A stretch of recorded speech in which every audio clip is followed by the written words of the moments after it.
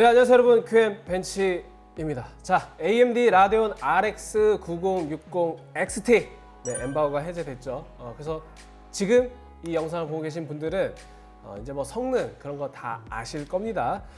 그래서 이제 제가 오늘 준비한 제품은 에즈락 RX 9060 XT 스틸 레전드가 되겠습니다. 여러분 잘 아시죠? 에즈락이 잘 만들고 있어요. 그래픽 카드 꾸준히 만들어내고 있고, 특히나 이제 스틸 레전드 하게 되면은 이제 마더보드에서 그 입지가 이제 탄탄한 시리즈인데, 그 스틸 레전드 고유의 어떤 디자인 테마, 그 감성을 그대로 그래픽 카드에도 녹여내서 꾸준히 제품을 내고 있습니다. 자, 그래서 이제 9060 XT가 출시가 됐는데, 이제 9060 XT 같은 경우는 제가 봤을 때는 5060 Ti 때도 그랬지만 제 개인적인 견해로는 16기가 모델을 많이 추천드리고, 지금 이 모델도 16기가 모델입니다.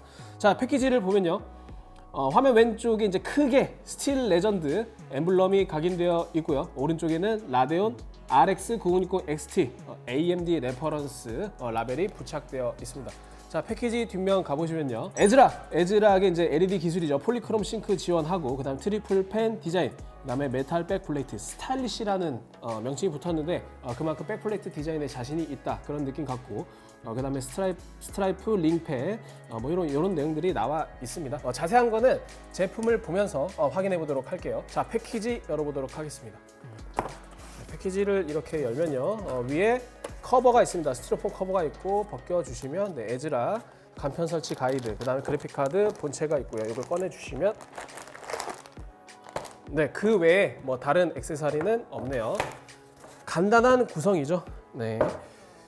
자, 에즈락 그래픽카드 간편 설치 가이드가 있고, 공식 한국어를 지원하고 있습니다. 그래서 제가 이제 내부 확인해 보면은 사실 이제 이런 내용들이 뭐 중요한 내용들은 아닌데, 기본적으로 그래픽카드를 물리적으로 어떻게 장착하는지 그런 내용들이 그래도 폰트가 큼지막하게 잘 나타나 있네요. 자, 이거는 넣어두고, 자, 그래픽카드 본품 확인해 보도록 할게요.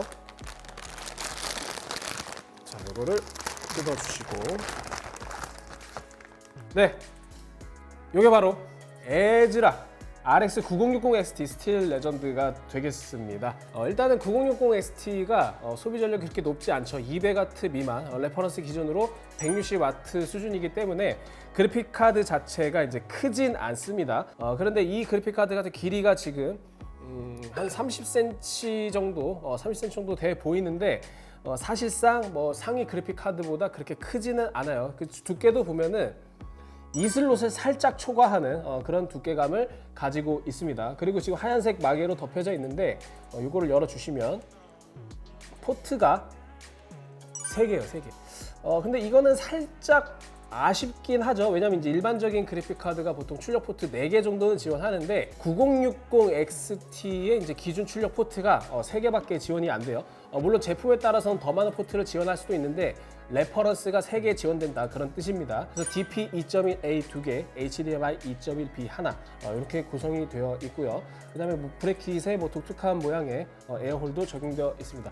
자, 전면은 이제 트리플 펜 구성이고, 이게 지금 RGB LED가 이 쿨링팬 전체에서 다 점등이 되기 때문에 약간은 좀 반투명과 투명 재질로 이렇게 좀 블레이드가 구성되어 있고요.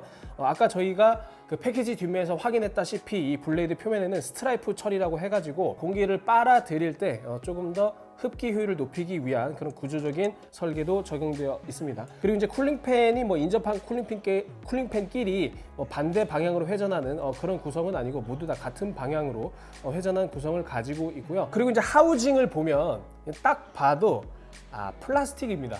플라스틱.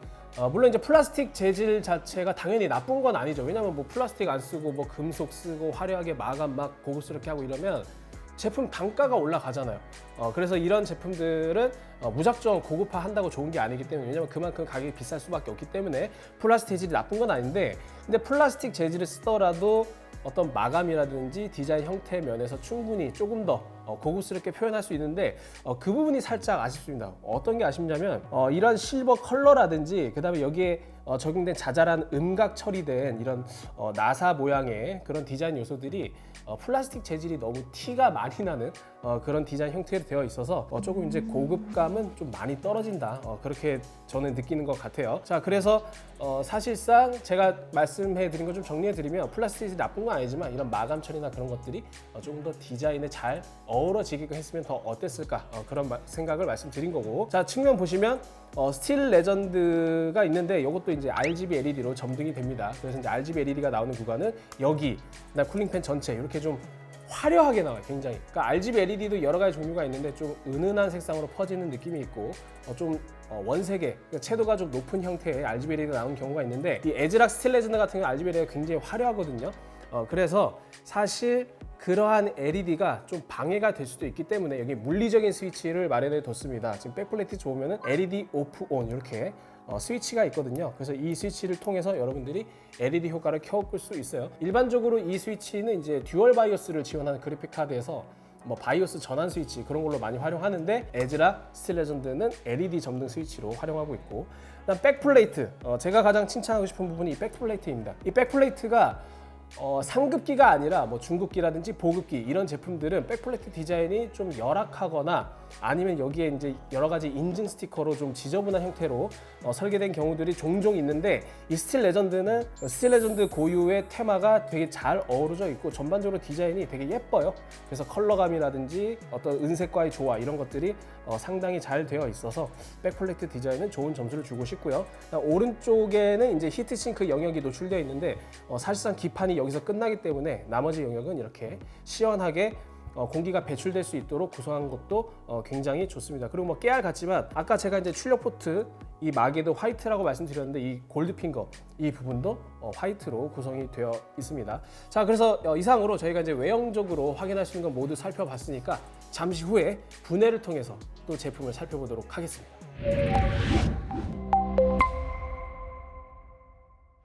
자, 분해를 완료했는데요. 이게 바로 스틸 레전드 RX 9060 XT의 기판이 되겠습니다. 되게 앙증맞고 귀엽죠. 이 GPU 칩도 되게 귀여워요. 이게 이제 나비 44 칩인데 이게 이제 RX 9060 XT죠. 그럼 이제 메모리가 하나, 둘, 셋, 넷, 4개 박혀 있는데 여기 끝이 아닙니다. 이게 만약에 이제 8기가 모델이라면 여기서 끝났겠지만 16기가 모델이기 때문에 이렇게 뒤편에도 마련이 되어 있어요. 그리고 여러분들 아시겠지만 이 GDDR6 메모리도 발열이 무시할 만한 것이 안 되거든요. 그래서 여기 보시면 백플레이트에도 이 뒷면 메모리와 맞닿을 수 있는 이 서멀 패드가 잘 마련되어 있습니다. 그리고 이제 그 기판을 보면은 이제 양 옆으로 전원부가 배치되어 있고, 그다음 보시면 이제 익숙한 커패시터, 아주 전통으로 보드에 많이 쓰였던 이제 대만의 AP콘 시리즈 커패시터도 이제 보이고, 전반적으로 이제 이 TDP 자체가 레퍼런스 TDP가 160W 정도 되거든요. 물론 이 제품 같은 경우는 이제 비레퍼라서 조금 더 소비 전력이 높긴 하지만 기판 자체가 이렇게 복잡하지 않습니다. 그래서 기판은 최대한 짧게 하고 나머지는 히트싱크의 효율을 높일 수 있는 그런 구조로 제작이 되어 있고요. 그래서 이제 히트싱크를 보면 이렇게 제작이 되어 있는데 사실 특별할 건 없습니다. 이제 히트 파이프 4개 박혀 있고 베이스 있고, 요건 이제 구리인데 사실 다 니켈 도금 처리된 거고요.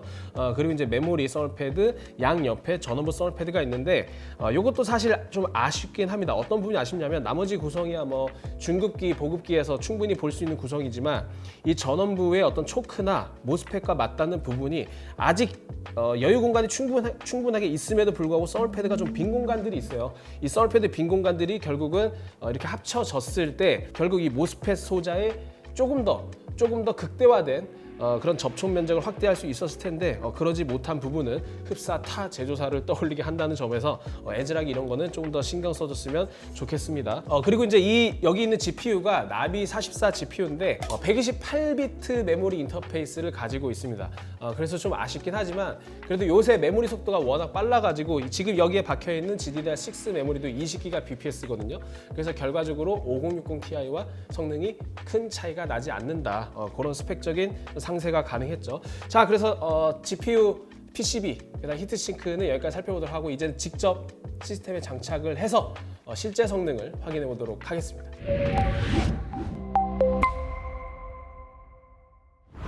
자, 9060XT를 장착을 해서 시스템 부팅을 완료했는데 바로 GPU-Z부터 확인해 보시죠. 나비 44 GPU 탑재했고 TSMC 4나노 공정 그리고 이제 재밌는 점이 있습니다. 바로 PCI 익스프레스를 16배를 지원합니다. 16배. 사실 뭐 컴덕후 분들이나 마니아 분들이나 뭐 좀 관심 가지는 요소이긴 한데 이 경쟁사 같은 경우는 8배를 지원한단 말이죠.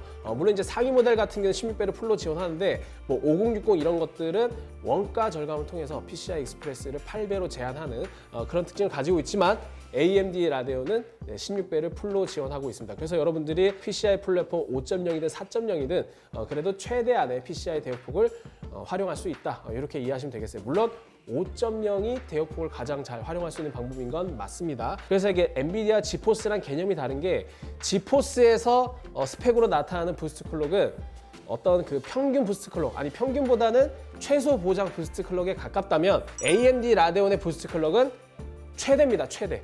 그래서 여러분들이 실제로 게임을 실행하면 이 부스트 클록보다는 낮은 수치를 경험할 가능성이 크고, 그래서 실제 게임에서 나타나는 부스트 클록 개념은 AMD의 개념으로는 게임 클록이 더 정확한 표현이다. 이렇게 이해하시면 좋을 것 같아요. 자, 그래서 저희가 이제 스펙까지 살펴봤는데, 저희가 이제 그 정확한 어떤 벤치마크나 그런 것들은 저희가 이제 기사나 라이브를 통해서 설명해 드렸고, 저희가 이제 에즈락 그래픽 카드의 기본적인 특성을 또 테스트를 해봤거든요. 그랬더니 좀 놀라웠던 부분은 뭐 온도야 뭐 워낙 착했던 부분이고, 소음이 정말 놀랐어요. 정말 풀로드 상황에서도 20dB 수준밖에 안 나기 때문에, 물론 정확히 얘기하면 26dB 정도입니다. 그래서 이 제품은 그 GPU 등급 대비 쿨링 성능이 상당히 좋다, 이렇게 평가할 수 있을 것 같고, 뭐 그 외에도 메모리 온도라든지 전원부 열화상 온도 이런 것들이 모두 양호한 수치를 보여줬습니다. 그리고 이제 저희가 뭐 게임 테스트, 뭐 배틀그라운드나 몬스터 헌터 이런 것도 좀 테스트해 봤는데, 사실 7700XT랑 5060Ti랑 비슷한 성능이에요.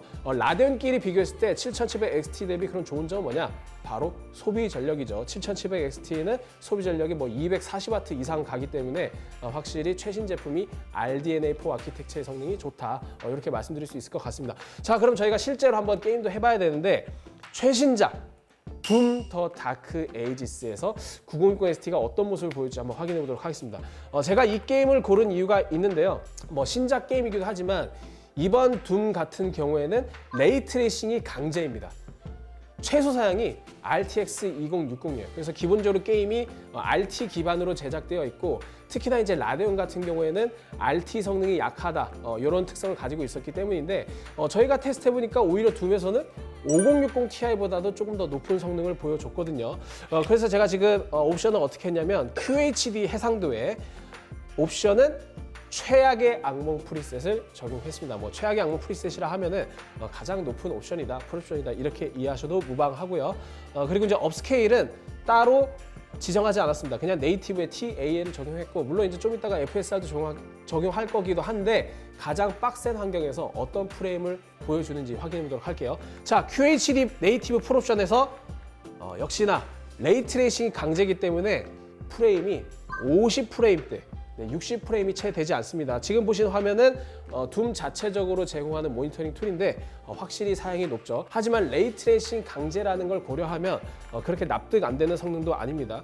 그리고 이제 이번에 둠 신작 같은 경우는 장점이 어떤 절대적인 프레임 수도 중요하지만 로딩 속도가 정말 1초, 2초밖에 걸리지 않을 정도로 굉장히 엔진이 최적화되어 있고, 그다음에 무엇보다 프레임 균일도가 굉장히 좋아요. 어떤 미세한 끊김이라든지 그런 것들이 최소화되어 있어서 여러분들이 즐기시기에는 굉장히 쾌적한 환경을 제공한다, 이런 것들을 말씀드리고 싶고, 제가 지금 전투를 하고 있는데 뭐 순간적으로 프레임이 살짝 높아질 때도 있지만 뭐 전반적으로는 50에서 60 프레임이다, 이렇게 이해하시면 좋을 것 같아요. 지금 보고 계시는 이 스테이지는 비가 오는 그런 첫 번째 스테이지 구간인데, 다른 스테이지 대비해서도 조금 더 GPU 사양이 높은 그런 구간이긴 합니다. 자, 그럼 이때 FSR을 적용하면 어떻게 되는지 확인해 보도록 할게요. 자, FSR 업스케일. 여러분들 업스케일에 대해서 거부감을 가지고 계신 분들도 많이 계신 걸로 알고 있는데, 최근에는 버전 업데이트를 통해서 이 업스케일 화질도 상당히 뛰어나거든요.